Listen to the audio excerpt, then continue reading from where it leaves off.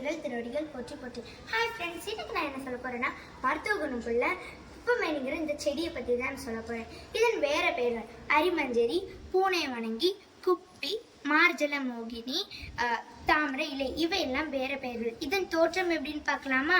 சிறிய செடி, இலைகள் நீண்ட காம்புகளுடன் எப்பொழுதும் பசுமையாக இருக்கும்.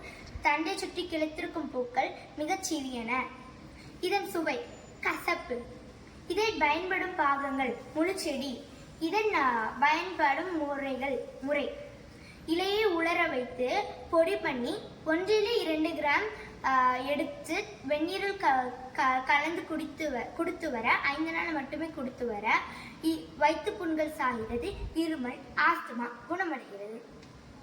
இலையை சற்று உப்பு சேர்த்து பசையாக அரைத்து சொரிசிரங்கு, தடுப்பு, புண் அந்த இடத்துல மேல் பூசி வர 2 இல்லை 3 நாட்கள் மேல் பூசி வர குணமடைகிறது. இது எங்கெல்லாம் வளரும்னா தோட்டம், அப்புறம் வயல்வெளி, அங்கெல்லாம் வளரும்.